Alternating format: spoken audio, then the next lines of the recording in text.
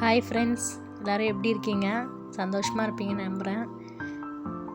So இன்றைக்கி வந்து Friday, வெள்ளிக்கிழமை. இன்றைக்கி வெள்ளிக்கிழமை ப்ளஸ் இன்றைக்கி வந்து காரடையான் நோன்பு. காரடையான் நோன்புனா நம்ம சத்யவான் சாவித்திரி கதை உங்கள் எல்லாருக்கும் தெரியும்னு நினைக்கிறேன். சாவித்திரி அம்மா இருந்தாங்க.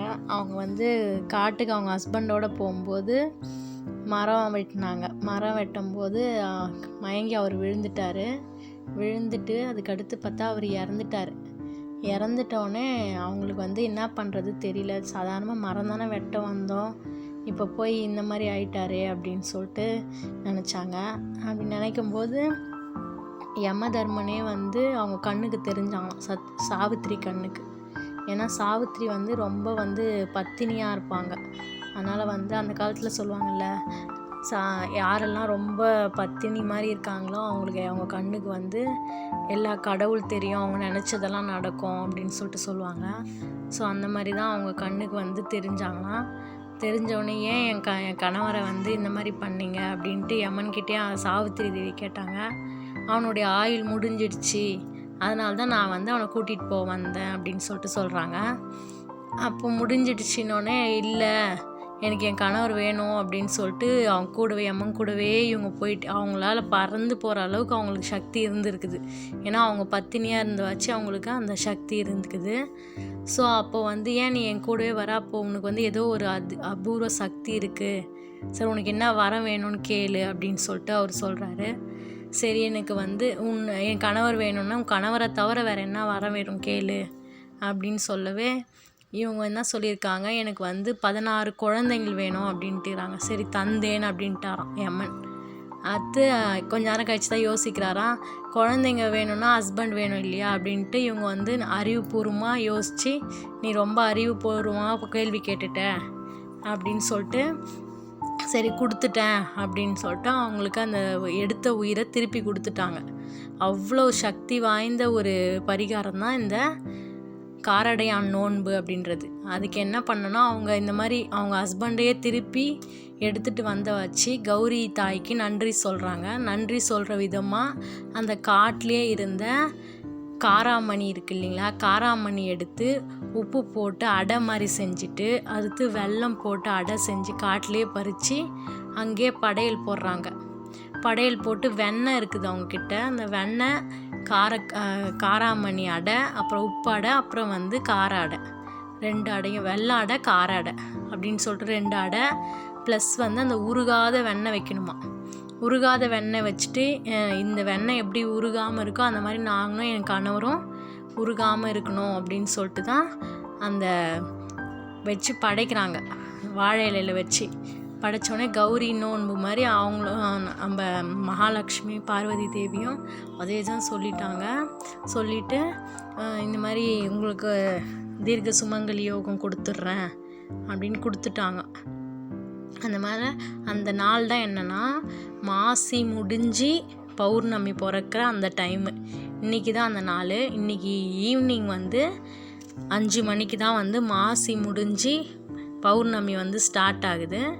அதனால் இன்றைக்கி தான் வந்து என்ன பண்ணோன்னா, நம்ம மாங்கல்யத்துக்கு புதுசாக மாங்கல்யம் மாற்றிக்கலாம். அப்படி இல்லை மாற்ற முடியலனாலும் ஒரு நூல் எடுத்து அதில் மஞ்சள் தடவி குங்குமம் தடவி பூ கட்டி அதை எடுத்து இந்த டைமில் கரெக்டாக 5 மணிக்கு ஈவினிங் 5 மணிக்கு அதை எடுத்து என்ன பண்ணுங்கள், நம்ம கற்பூர தீபார்த்தனை காட்டிட்டு உங்களால் முடிஞ்சால் வெண்ணையும் காராமணியும் வெள்ளை அடையத்தையும் செஞ்சு வச்சு படைச்சிட்டு கௌரி தாய்கிட்ட அந்த மாதிரி தீர்க்க சுமங்கலி யோகம் எங்களுக்கும் கொடுங்க அப்படின்னு சொல்லிட்டு நம்மளும் வேண்டிடுற நாள் தான் இந்த மாசி முடிஞ்சு பங்குனி ஸ்டார்ட் ஆகிற இந்த டைம்.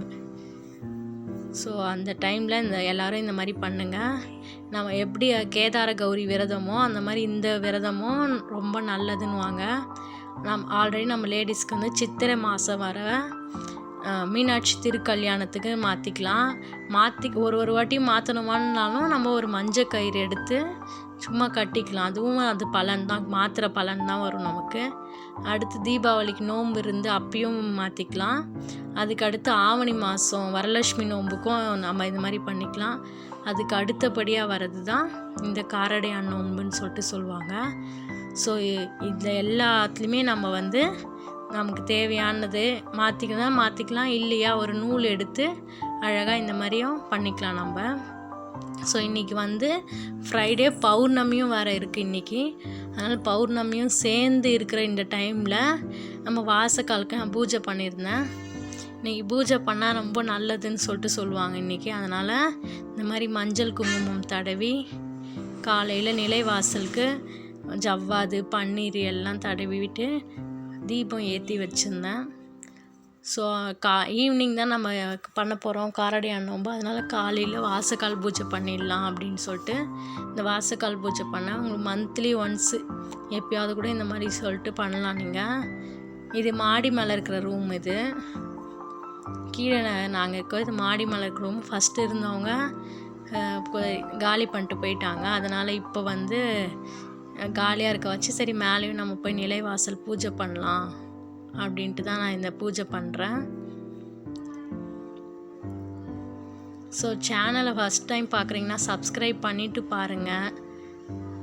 இப்போ தான் நான் போடுற எல்லா வீடியோ உங்களுக்கு வரும். நிறைய பேர் பார்க்குறீங்க ஆனால் சப்ஸ்கிரைபே பண்ணாமே பார்க்குறீங்க. சப்ஸ்கிரைப் பண்ணிட்டு பாருங்கள். இந்த அகல் தீபம் ஏற்றிட்டு சாம்பிராணி எடுத்து காட்டிடலாம். கற்பூரம், சாம்பிராணி, தீபம் எல்லாமே வந்து நிலைவாசலில் காட்டிட்டு நம்ம வந்து நம்மளை குலதெய்வத்தை நினச்சிட்டு வேண்டிக்கலாம். ஏன்னா குலதெய்வத்தில் தான் நம்மளுடைய நிலைவாசலில் தான் நம்ம குலதெய்வமே இருக்குதுன்னு சொல்லிட்டு சொல்லுவாங்க. அதனால் குலதெய்வத்தை எல்லாருமே வேண்டிக்கோங்க.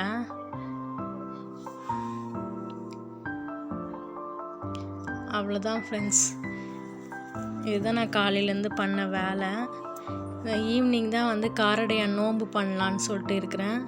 டைம் இருந்துச்சுன்னா அதுவும் நான் எடுத்து உங்களுக்கு வீடியோ அப்லோட் பண்ணுறேன். பாருங்கள் எப்படி பண்ணுறதுன்னு. எப்பவும் போல் உங்களுக்கெல்லாம் எதுவுமே வாங்க முடியலனாலும் மஞ்சள் குங்குமம் வாங்கி பூஜை ரூமில் வச்சுட்டு ஒரு கயிறு எடுத்து அந்த 5:30 மணிக்கு டைமுக்கு எடுத்து கட்டிக்கோங்க. அதுவும் இன்றைக்கி வெள்ளிக்கிழமையோடு சேர்ந்து வந்திருக்க வச்சு அது ரொம்ப விசேஷமானதுன்னு சொல்லிட்டு சொல்லுவாங்க. ஸோ அதனால் அதையும் பாருங்கள். சேனலை சப்ஸ்கிரைப் பண்ணிக்கோங்க. தேங்க்யூ.